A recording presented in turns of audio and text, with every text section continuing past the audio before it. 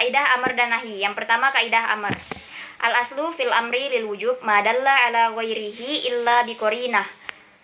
Artinya, pada dasarnya perintah itu menunjukkan suatu hukum yang wajib kecuali ada dalil yang memalingkannya. Yang kedua, al amru bi syai'in amru biwasa ilihi. Artinya perintah kepada sesuatu berarti perintah juga terhadap perantaranya. Kemudian yang ketiga, mala yatimul wajibu illa bihi fahuwa wajib. Tidak sempurna suatu perintah kecuali dengan sesuatu, maka hukum sesuatu itu menjadi wajib. Kemudian yang keempat, lil wasaili hukmul maqasid. Bagi perantara berlaku hukum tujuan. Kemudian yang kelima, al amru bi syai'in nahyu an diddihi. Artinya perintah terhadap sesuatu berarti mengandung larangan terhadap kebalikannya. Kemudian selanjutnya kaidah nahi. Yang pertama, al aslu fin nahyi lit tahrim ma dalla ala ghairihi illa biqarinah. Pada dasarnya larangan itu mengandung suatu hukum haram kecuali ada dalil yang memalingkannya. Yang kedua, an-nahyu anis syai'in nahyu an wasailihi. Larangan terhadap sesuatu berarti larangan juga terhadap perantaranya. Kemudian yang ketiga, ma'adda ilal harami haramun. Sesuatu yang menyebabkan keharaman maka hukumnya dilarang atau haram. Kemudian yang keempat, al-wasilati ila harami haramun. Jalan menuju keharaman hukumnya adalah haram. Kemudian yang kelima, an-nahyu anis syai'in amru bididdihi.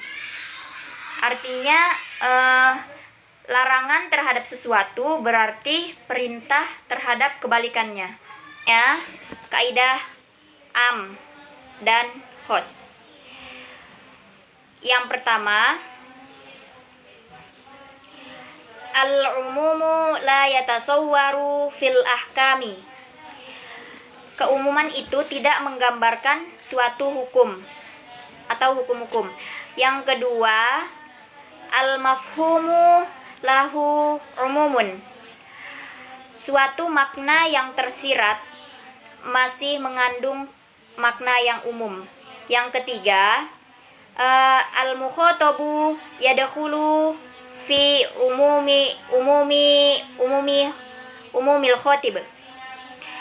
Seseorang yang memerintahkan sesuatu maka dia termasuk ke dalam apa yang dia perintahkan tersebut.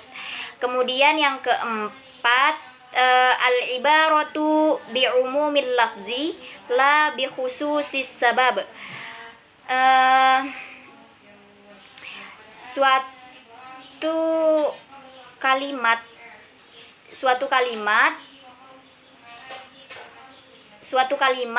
tergantung kepada keumuman lafaznya, bukan kepada kekhususan sebabnya. Kemudian yang kelima,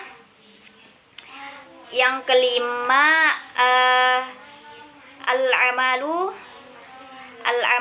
bil ami qoblal bahthi anil mukhassis la yajuz.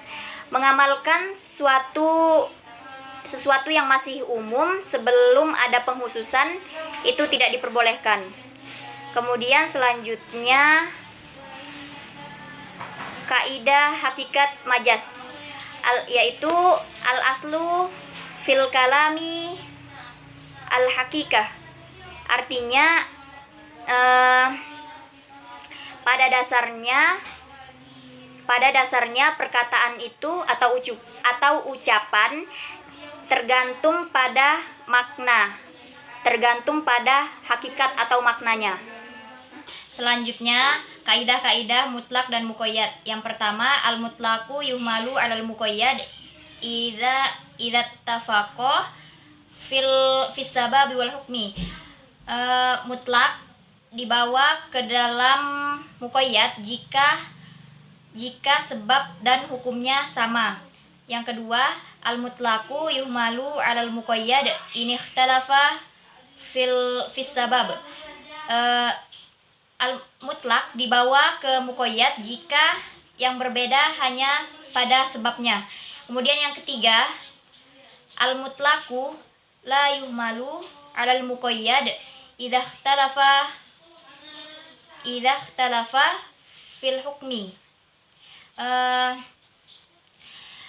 Mutlak tidak dibawa ke dalam muqayyad jika yang berbeda hanya hukumnya. Kemudian yang keempat, al-mutlaku la yuhmalu 'alal muqayyad idza ikhtalafa fis sababi wal hukmi. Artinya mutlak tidak dibawa ke dalam muqayyad jika yang berbeda sebab dan hukumnya.